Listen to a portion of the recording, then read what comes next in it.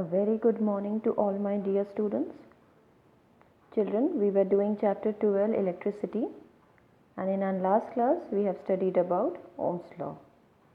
Today let us proceed further. According to Ohm's law, the mathematical expression was V is proportional to I, or V is equal to Ri. So this R is known as the constant of proportionality, but it was named by Sir George Simon Ohm as resistance. Now he defined resistance, and resistance became one of the very important part in the electrical circuit.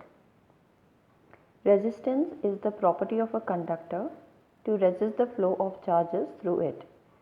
Resist the flow of charges, in other words, we can say it obstructs the flow of electric current through any conductor.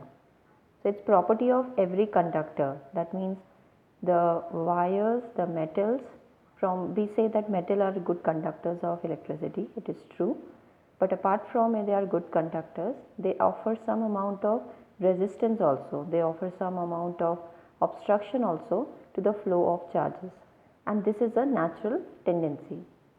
The SI unit of ohm is of resistance is ohm, as it was given by Sir George Simon Ohm, and the symbol you can see here in bracket it is drawn.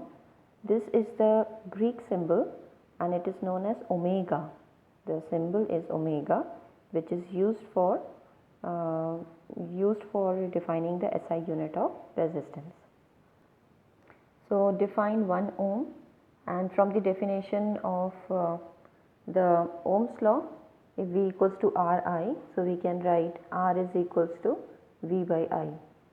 So if we put 1 volt upon 1 ampere, the left hand side we get the value of R to be as 1 ohm, and now we can frame that in words as, if potential difference across the two ends of a conductor is 1 volt and the current through it is 1 ampere, then the resistance R of the conductor is 1 ohm.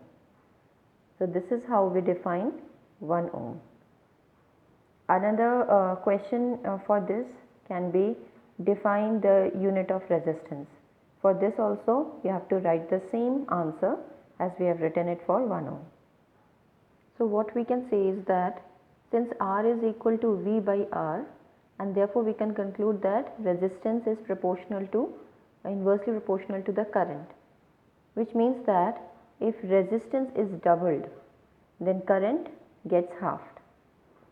So resistance is sometimes increased in any circuit, sometimes it is decreased in any circuit, so that we can get desired amount of current flowing through that particular conductor. Okay. So a device which is used to provide resistance in electric circuit is called resistor. You can see the symbol here. For simple resistor, fixed resistors actually, this is the symbol used, zigzag lines, and they do not have any positive or negative terminal.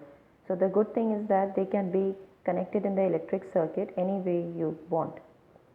Just like battery has a positive and negative terminal, and similarly ammeter, voltmeter, they all have positive and negative terminal.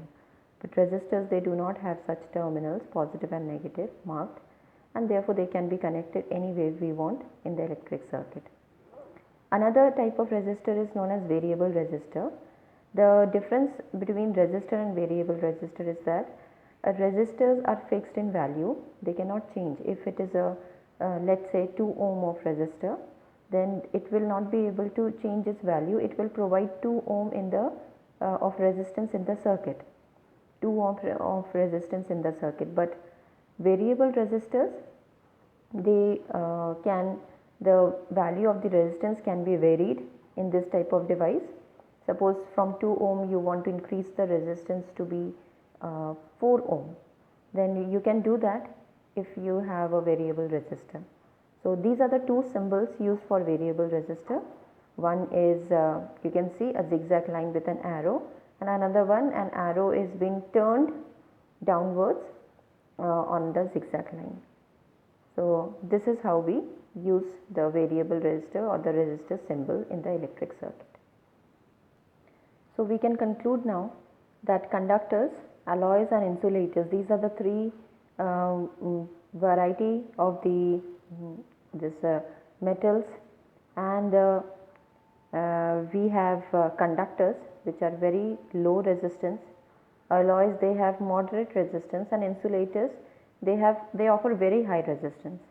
So because of that they are known as insulators, because their conductivity is very poor.